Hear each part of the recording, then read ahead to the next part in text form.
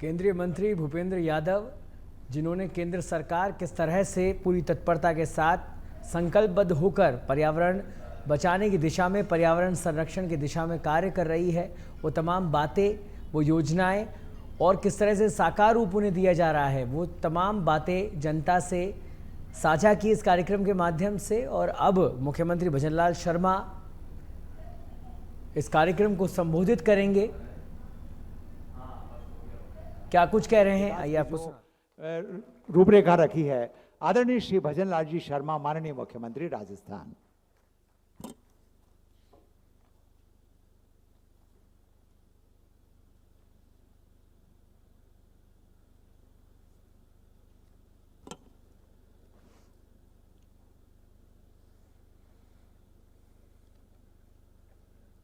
आज के इस international day of clean air for blue sky, स्वच्छ वायु दिवस के अवसर पर इस अंतर्राष्ट्रीय स्वच्छ वायु दिवस पर मंच पर विराजमान पार्टी के वरिष्ठ नेता, केंद्रीय मंत्री वन एवं पर्यावरण जलवायु परिवर्तन मंत्रालय भारत सरकार श्रीमान भूपेंद्र यादव जी, माननीय मंत्री नगर विकास स्वायत्त शासन विभाग श्री जावर सिंह जी खर्रा साहब, माननीय मंत्री पर्यावरण एवं जलवायु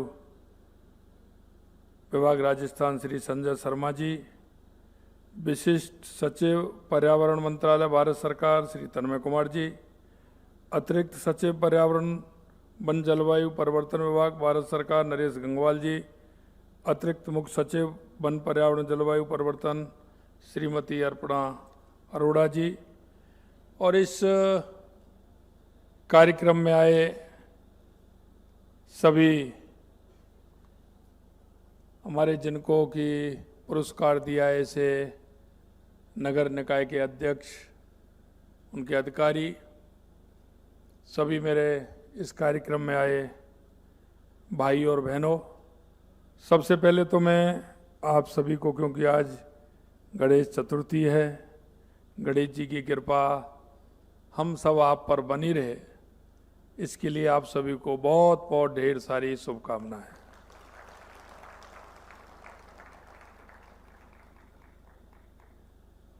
मुझे बड़ी प्रसन्नता है कि आज इस वर्ष का स्वच्छ वायु दिवस जयपुर में आयोजित किया जा रहा है। यशस्वी प्रधानमंत्री नरेंद्र मोदी जी ने 15 अगस्त 2020 को जो भी आपने वो क्लिप देखी, संबोधन में सुना, 100 से अधिक शहरों में वायु गुणवत्ता में सुधार का आह्वान, 131 शहरों में राष्ट्रीय स्वच्छ वायु कार्यक्रम चलाया जा रहा है। और हमें इस बात की खुशी है कि सभी जगह इस कार्यक्रम को प्रभावी ढंग से चलाया जा रहा है। और उसी क्षेत्र में आज आपने देखा है कई शहरों ने अच्छी ग्रेडिंग लेकर के आज उनको सम्मान करने का भी काम किया है। और जैसा कि माननीय भूपेंद्र जी साहब कह रहे थे कि उनको तो मिला है, लेकिन आगे कुछ मिलने वाला भी है, वो भी ध्यान रखें, क्योंकि उनका भी शहर इसमें आ सकता है। माननीय प्रधानमंत्री जी देश के पर्यावरण और स्वच्छता को लेकर बहुत गंभीर हैं। स्वच्छ भारत मिशन के माध्यम से जहां वे देश भर में स्वच्छता के लिए देशवासियों को प्रेरित कर रहे हैं, तो एक पेड़ मां के नाम अभियान के माध्यम से देश में वृक्षारोपण का आंदोलन खड़ा करने का काम भी उन्होंने किया है। माननीय प्रधानमंत्री जी की प्रेरणा कर हमने भी मुख्यमंत्री वृक्षारोपण अभियान की शुरुआत की और हमने कहा था कि इस वर्ष हम 7 करोड़ पौधे लगाएंगे। लेकिन मैं धन्यवाद देना चाहता हूं हमारे सभी मंत्रालय और हमारे पर्यावरण मंत्री भाई संजय जी को कि उन्होंने वो लक्ष्य पूरा कर किया है। इसके लिए मैं उनको बहुत बहुत धन्यवाद देना चाहता हूं। आगे जो हमने लक्ष्य लिया है वो 5 वर्षों में 50 करोड़ पौधे लगाने का लिया है। निश्चित रूप से हम इसको आगे बढ़ाने का काम करेंगे।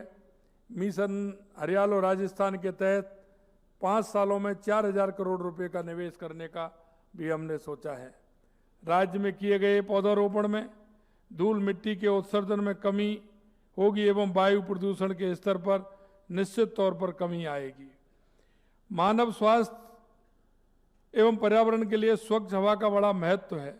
आज वायु प्रदूषण दुनिया भर में एक विकट समस्या भी है, जिसने मानव स्वास्थ्य के प्रति प्रभाव पर्यावरण का प्रतिकूल असर पड़ रहा है। मैं छोटी छोटी 2-3 बातें आपके सामने रखना चाहता हूं, क्योंकि हम प्रदूषण करने से पहले हमें सोचना चाहिए क्या, क्योंकि ये सभी की जिम्मेदारी है। कभी हम ये सोचते हैं, मन में ये सवाल आता है क्या कि मेरे घर में 1 गाड़ी है, 2 गाड़ी हैं, 3 गाड़ी हैं, आखिर वो कितना प्रदूषण करेंगे। उस परिप्रेक्ष्य में सोचते हुए हमें यह भी ध्यान रखना है कि जितना हम प्रदूषण हमारी गाड़ी के द्वारा होता है, उस प्रदूषण को बचाने के लिए हम कहीं वृक्षारोपण करते हैं क्या? हमको ये कदम उठाना चाहिए क्या? देखिए, एक है कि धरती माँ हमें देती सब कुछ, धरती माँ हमें देती सब कुछ, हम भी तो कुछ देना सीखे। क्योंकि प्रकृति हमको सब कुछ सिखाती है और इस प्रकृति के अंदर सब कुछ है। और हमारे शास्त्रों में, हमारे समाज में, हमारे ऋषि मुनियों ने कहा है, क्योंकि हम नदियों को भी पूजते हैं, हम पहाड़ों को भी पूजते हैं, हम वृक्षों को भी पूजते हैं। उसके पीछे हेतु है। अगर जब हम उनको पूजते हैं तो हमारे मन में क्या सवाल आता है? क्या हम प्रकृति के साथ छेड़छाड़ करते समय हमें यह सोचना चाहिए कि नहीं सोचना चाहिए? छोटी छोटी बातें हैं कहने में। मैं आपसे कहना चाहता हूं कि घर में एसी लगा हुआ है, लगना चाहिए। एसी का फायदा उठा रहे हैं गर्मी से बचने के लिए। लेकिन मैं आपसे कहना चाह रहा हूं, हमारे सब घर के परिवार में सभी जगह होता है, एसी लगा होता है और एसी चल रहा है 18 पर 19 पर, कंबल ओढ़ करके हम सो रहे हैं। इसका कभी हमने सोचा है क्या? हमारा बालक घर में सोता है, कंबल ओढ़ के सोता है, एसी को 18 और 19 पर चलाता है। कभी हमने ये छोटी सी बातें महसूस की है क्या? उससे निकलने वाली वो गर्म हवा, क्या वो प्रदूषण नहीं करती है? क्या एसी को हम 23 या 24 पर चलाने से हमारा काम नहीं चलता है?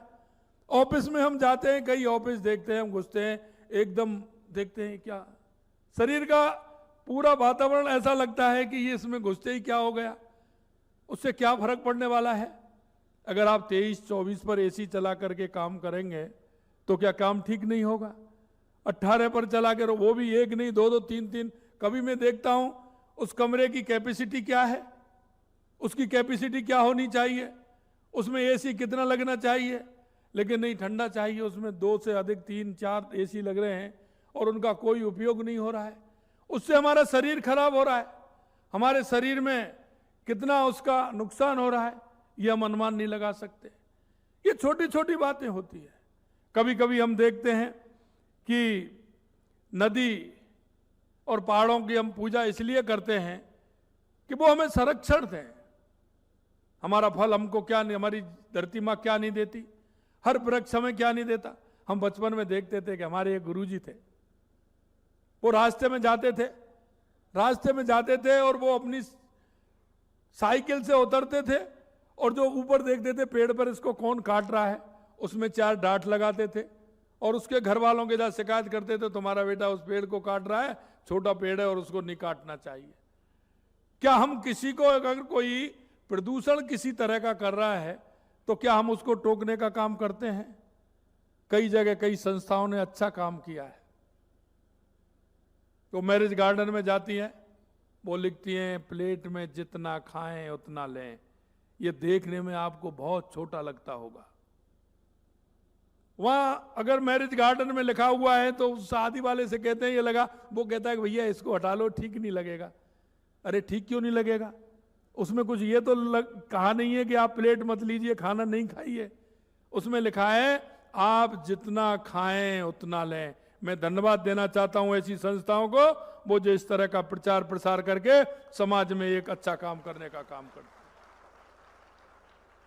क्योंकि वो कहां जाता है, कहते हैं ना, कहीं घी गना कहीं मुट्ठी चना।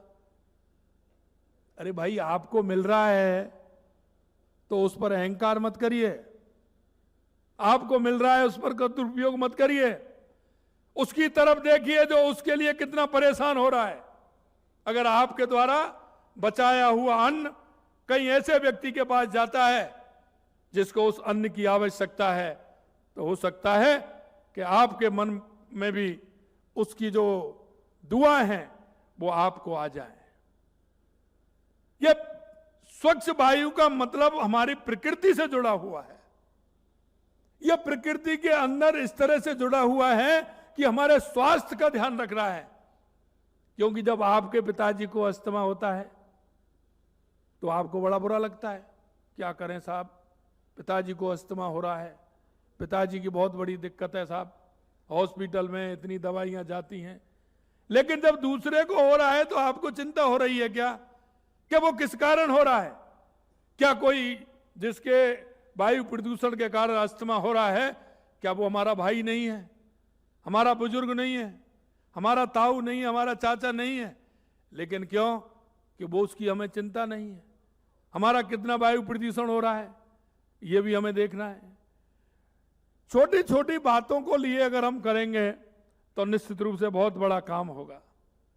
क्योंकि हम देखते हैं व्यक्ति जब मकान बनाता है तो उसमें अच्छा पैसा लगाता है। कोई जितना उसकी हैसियत है उस हिसाब से अच्छा ही सोचता है बनाने की। कोई 50 लाख का बनाता है, कोई 25 लाख का, कोई करोड़ का, कोई 2 करोड़ का, कोई 3 करोड़ का। लेकिन सामने वाली सड़क किसकी है, कभी हम विचार करते हैं क्या? मकान में तो मकान के अंदर घुसते ही मकान का वातावरण कुछ और होता है, लेकिन वो सड़क किसकी है? क्योंकि घर में से निकलने वाला सारा कचरा, सारा गंदा पानी उस सड़क के ऊपर आता है। सड़क खराब हो गई साहब, किसने कीमा? कोई दूसरा तो आया नहीं। दूसरे की तो पड़ोसी जो भी आता है कोई, तो पड़ोसी की गाड़ी, कोई रिश्तेदार आता है उसकी खड़ी होती है, उसमें भी अरे ये गाड़ी खड़ी कर गए हमारे घर के आगे, ये गाड़ी, दूसरे की तो गाड़ी खड़ी नहीं होने देते। आपकी सड़क खराब हो गई तो खराब किसने की? क्योंकि वो सड़क और डामर का दोनों का मेल नहीं है, दोनों में बह रहा है, इसलिए आपने पानी डाल दिया, रास्ते चलते वाले ने सड़क को उखाड़ दिया। लेकिन गलती इसमें किसकी है? पानी किसने भरा? क्योंकि वो गंदा पानी जो घर का था, घर का गंदा कचरा था, वो हमने सड़क पर डाला, इसलिए हमारी सड़क खराब हो गई। में छोटी छोटी बातें हैं। आजकल देखते हैं, पहले नल चलते हैं, नल चल रहा है, वॉश बेसन में खुला रखा है और हमारी बुर्स में लगा करके और आराम से हम कर रहे हैं, बुर्स कर रहे हैं और नल हमारा खुला है। सेविंग कर रहे हैं तो हमारा पानी, हमारा नल खुला हुआ है। ये छोटी छोटी बातें। अगर कोई फोन आ गया किसी का बाथरूम में तो नल चल रहा है, फोन पर बात हो रही है और उनको यही नहीं पता है कि नल चला गया। अरे भाई, जिस तरह से आपको पानी मिल रहा है ये किसी दूसरे भाई को भी मिलना चाहिए। मैं आपसे इतना कहना चाहता हूं, आज इस अवसर पर हमें छोटी छोटी बातों को समझना होगा। छोटी छोटी बातें हैं। मेरे घर में एक गाड़ी है तो मुझे यह प्रण लेना चाहिए कि मुझे हर साल 10, 15, 20 पेड़ लगाने चाहिए, उनको सुनिश्चित करना चाहिए। कोई कहता है साहब मेरे पास लगाने के लिए जगह नहीं है। अरे कहीं भी चले जाइए, किसी रोड के किनारे चले जाइए, आप जाकर के किसी विद्यालय में, किसी औषधालय में, किसी जगह आप जाएंगे जहां आपको कहीं ना कहीं जगह मिल जाएगी। आप उनमें कहिए ये पेड़ मैं लगाऊंगा, उसके ट्री गार्ड बना करके दीजिए, वो लोग भी आपको याद करेंगे। वो लोग आपको 10 जगह बोलेंगे कि फलाने व्यक्ति आए थे मेरे यहाँ, उन्होंने 10 पेड़ लगाए हैं, वो ट्री गार्ड भी लगा के गए, पेड़ भी लगा के गए। उस बहाने से आपका जाना भी होगा। महीने, 2 महीने, 3 महीने में जाइए, उस वृक्ष को देखिए और जिस दिन वो वृक्ष फल देगा या छाया देगा, वो कितने लोगों का आसरा बनेगा, ये आप स्वयं समझते हैं। क्योंकि हमेशा हमारे वृक्ष हमको कुछ ना कुछ देते हैं, लेते नहीं हैं। इसलिए मैं आपसे कहना चाहता हूं, क्योंकि संयुक्त राष्ट्र महासभा ने 7 सितंबर को नीले अंबर के लिए स्वच्छ वायु का अंतर्राष्ट्रीय दिवस घोषित किया है। उसका उद्देश्य जागरूकता बढ़ाना और वायु गुणवत्ता में सुधार के लिए कार्रवाई को प्रोत्साहन देना, यही हमारा काम है। दुनिया भर में स्वच्छ वायु दिवस स्वच्छ हवा, अच्छी सेहत, उत्पादकता, अर्थव्यवस्था और पर्यावरण के प्रति जागरूक बढ़ाने के लिए मनाया जाता है। इस बार का 5वां स्वच्छ वायु दिवस स्वच्छ हवा में अभी निवेश करें कि थीम पर केंद्रित है। ये थीम बताती है कि हमें वायु प्रदूषण पर नियंत्रण के लिए तत्काल साझा प्रयास करने की आवश्यकता है। हम सभी मिलकर के ऐसा प्रयास करें कि जो हमारा वायु एकदम स्वच्छ रहे। प्रदेश में दीर्घकालीन विकास सुनिश्चित करने के लिए सभी विकास योजनाओं को ग्रीन ग्रोथ के सिद्धांत तथा पर्यावरण संरक्षण के आगामी वर्ष राज्य में ग्रीन बजट पेश करेंगे। इसके तहत जलवायु परिवर्तन के दुष्परिणाम को रोकने के लिए ग्रीन हाउस गैसों के प्रभाव को कम करने, मरुस्थलीकरण एवं भूमि संरक्षण के रोकने तथा तापमान में बढ़ोतरी पर नियंत्रण करने के लिए प्रयास भी हमें करने चाहिए। राजस्थान की अगर हम बात करें तो हमारी भौगोलिक स्थिति जलवायु अन्य राज्यों की तुलना में अलग है। हमारे पश्चिमी राजस्थान में मरुभूमि होने के कारण धूल के कणों की मात्रा यहाँ के वातावरण में अन्य स्थानों की तुलना में अधिक रहती है। लेकिन राज्य में नेशनल क्लीन एयर प्रोग्राम के तहत वायु प्रदूषण की समस्या के समाधान के लिए राज्य स्तरीय कार्य योजना की गई है। ये चिन्हित 5 शहरों के लिए शहरी कार्य योजना की भी हमने तैयारी की है। राज्य प्रदूषण नियंत्रण मंडल द्वारा इस योजना के तहत 5 शहरों में प्रदूषण के स्रोतों को अध्ययन करवाया गया, जिसमें सड़क की धूल और वाहन के निकलने वाले धुएं को प्रदूषण का प्रमुख स्रोत माना जाता है। और ये जो प्रदूषण होता है, ये विशेष करके जो गाड़ियों का होता है, उसके लिए हमने प्रयास किया है कि हम आने वाले समय में राज्य प्रदूषण नियंत्रण मंडल द्वारा 46 वायु गुणवत्ता निगरानी स्टेशन स्थापित किए गए हैं। इनसे प्राप्त डेटा को आमजन की जागरूकता हेतु सार्वजनिक स्थानों पर डिस्प्ले भी किया जाएगा। इसके अलावा राज्य प्रदूषण नियंत्रण मंडल 2 मोबाइल वैन के माध्यम से भी वायु गुणवत्ता का लगातार मापन कर रहा है। उद्योगों में जल एवं वायु प्रदूषण की सतत निगरानी रखने हेतु 600 से अधिक उद्योगों में ऑनलाइन सतत प्रदूषण निगरानी प्रणाली भी स्थापित की गई है, जिनसे प्रदूषण संबंधी पैरामीटर्स की जांच राज्य मंडल में स्थापित निगरानी केंद्र रियल टाइम बेसिस की जा रही है।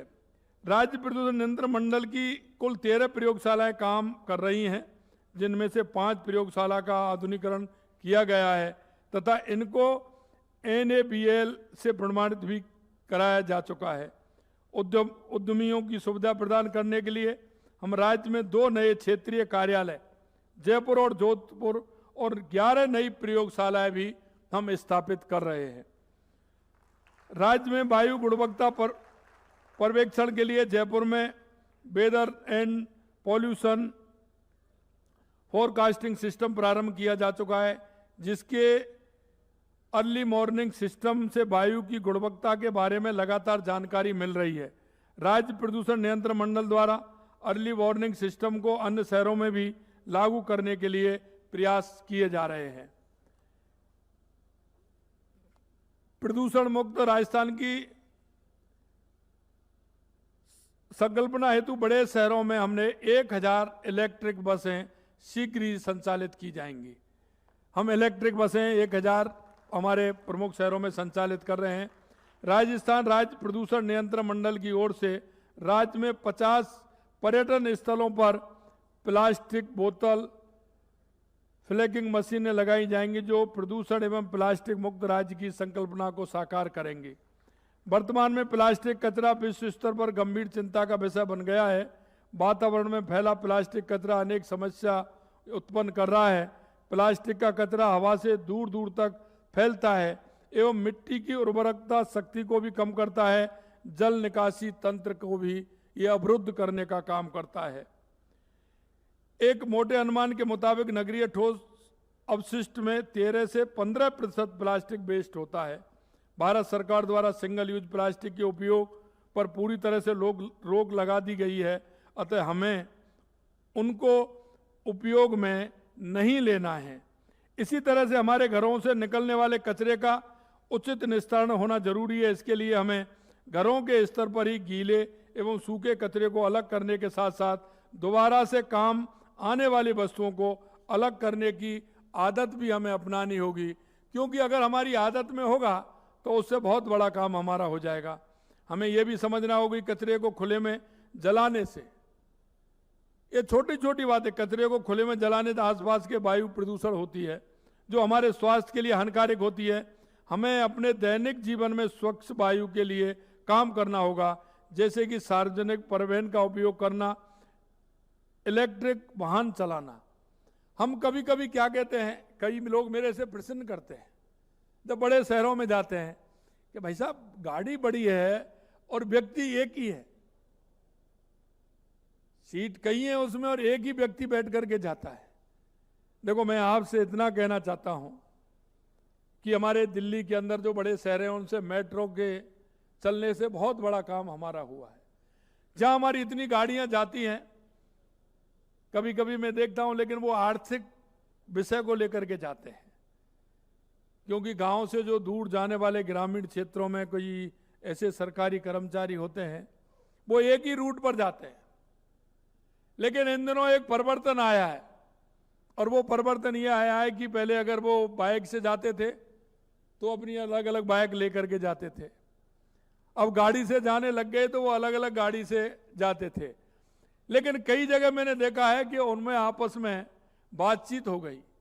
अगर गाड़ी हमारी 5 सीटर है, 6 सीटर है, तो उनमें वो समझौता करने लग गए कि आज मेरी गाड़ी जाएगी, कल 5 को लेकर के मैं जाऊंगा, अगले दिन दूसरे वाले की गाड़ी जाएगी। इस तरह से उन्होंने दिन बांट लिए, दिन उन्होंने बांटे अर्थ के हिसाब से, लेकिन वो वायु प्रदूषण में भी बहुत बड़ा काम कर रहे हैं, ये भी हमें देखना है। कभी कभी होता है उसी बिल्डिंग में से और आगे की बिल्डिंग में सर्विस के लिए जा रहे हैं, 10 लोग निकल रहे हैं, लेकिन 10 गाड़ी उनकी अलग अलग जा रही है। हमें प्रयास करना चाहिए कि हम एक गाड़ी से जाएं, क्योंकि 10 गाड़ी जाएंगी तो उनसे प्रदूषण भी होगा, जाम भी लगेगा। तो ये छोटी छोटी बातें जिनको हमें सोचना चाहिए। और अभी इलेक्ट्रिक वाहन चल रहे हैं, हमने हमारे बजट में भी लिया है, और हम जयपुर हमारी राजधानी से दिल्ली के लिए, जोधपुर के लिए, उदयपुर के लिए, कोटा के लिए, ऐसे जो हमारे बड़े शहर हैं उनके लिए इलेक्ट्रिक बसें चलाने का हमारा कार्यक्रम है आने वाले समय में, जिससे कि प्रदूषण नहीं हो, ये भी हम काम करने वाले हैं।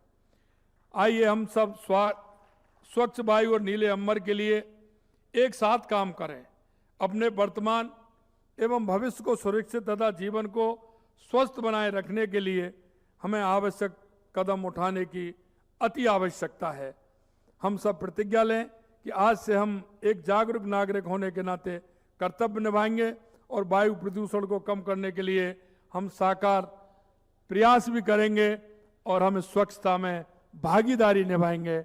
मैं अंत में आप सभी से इतना ही कहना चाहता हूं, और माननीय हमारे केंद्रीय पर्यावरण मंत्री माननीय भूपेंद्र जी भाई साहब जी को मैं धन्यवाद देना चाहता हूं कि यह कार्यक्रम आपने जयपुर में रखा, इसके लिए बहुत बहुत धन्यवाद कि ये कार्यक्रम, अच्छा कार्यक्रम जयपुर के अंदर हुआ है।